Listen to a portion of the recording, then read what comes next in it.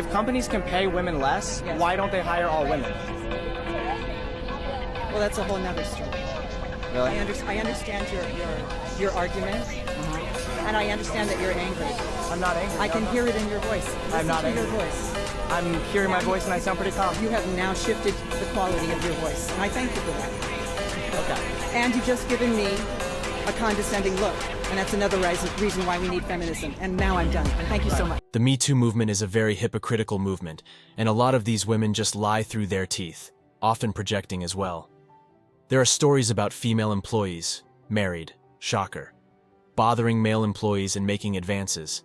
And when these men reject them because they don't like drama at work, those women project and falsely accuse them of harassment as revenge.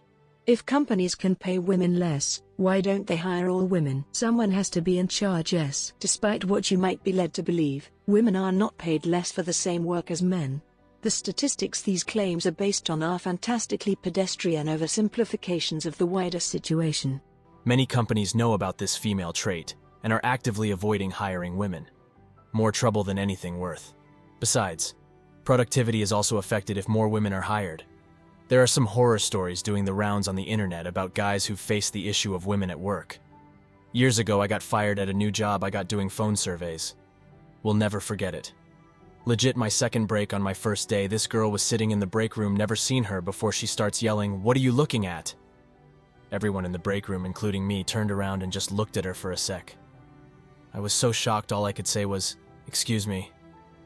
Walked away shaking my head thinking, wow, they have crazy women working here.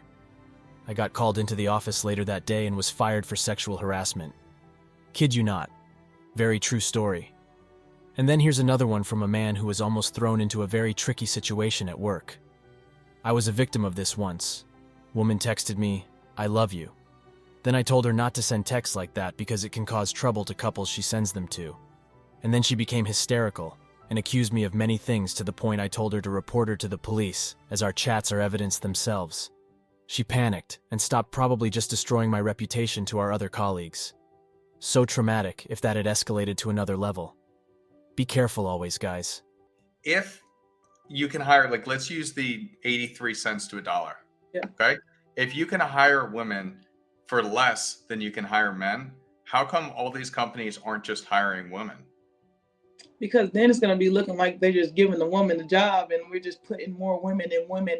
And I feel like I feel like you need to diversify the workforce, because we do have different ideas. We do have different type of, like, in that sense, like your idea might be different than mine, that I might not have thought of that, maybe because you experienced something different than I have. Imagine you are a business owner or an executive, and you have two equally talented candidates for a position in a predominantly male company.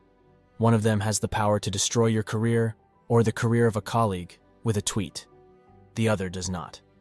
Who do you hire?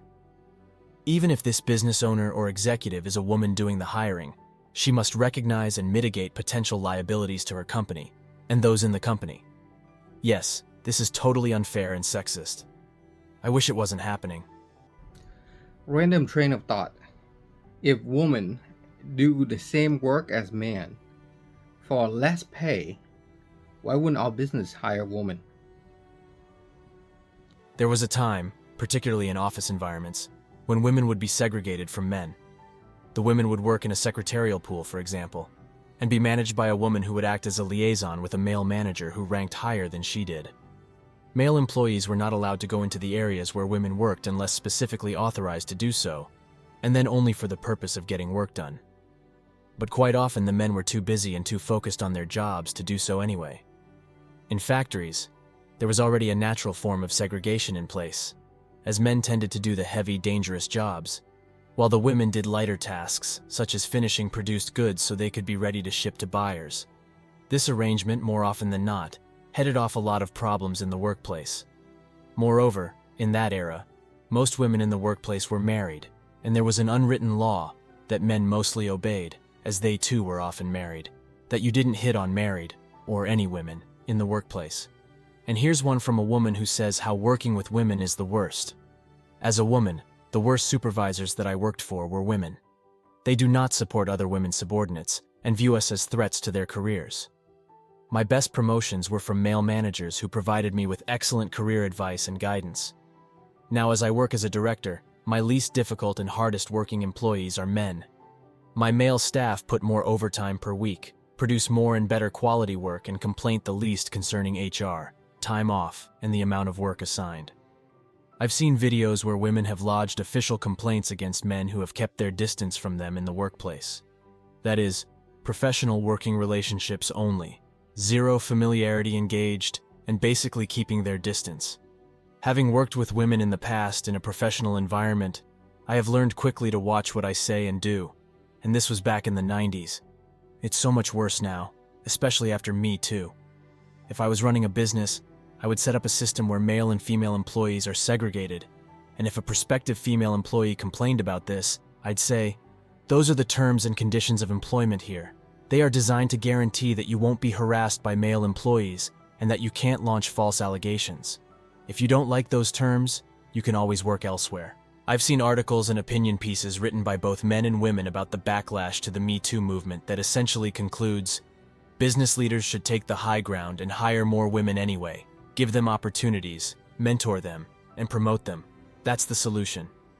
Yes, in a perfect equitable world, that makes sense and is the right thing to do. It is. But that's not how the vast majority of businesses work. They run on fear and greed, not on aspirations. They are risk-averse. They look at the short term, not the long term. This is already happening. Business travel with mixed sexes is being curtailed. Women are being shut out of one-on-one meetings with men unless there's a third person present.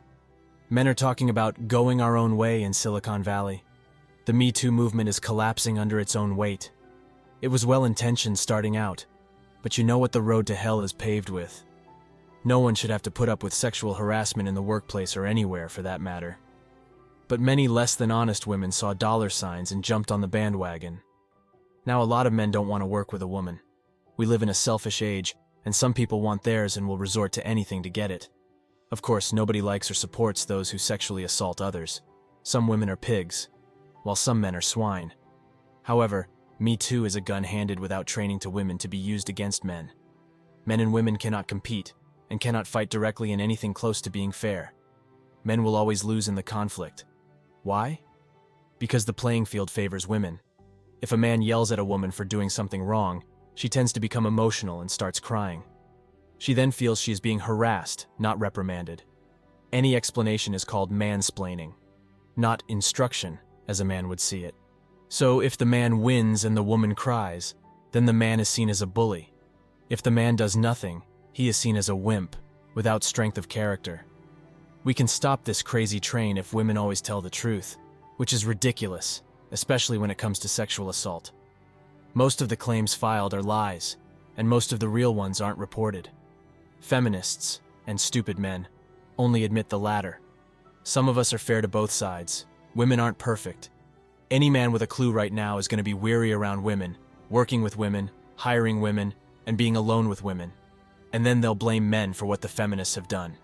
They made women into weak victims who think they're empowered, made the men effeminate or ostracized, and also made men dumb or paranoid, and the paranoia is beyond justified. Women aren't empowered, they are weak, delusional, subsidized, entitled, and selfish, thanks to feminism. Good ones are very rare now. Likewise, feminism has shit all over men so much it's ruining them too. Men are told from cradle to grave what shit they are, and the chivalry continues to be expected. Thanks for watching The Circle of Kings. As always, we're looking forward to your support. So please hit the like button, share this video with your friends, and subscribe to the channel to stay updated with everything all kings like yourself need to know.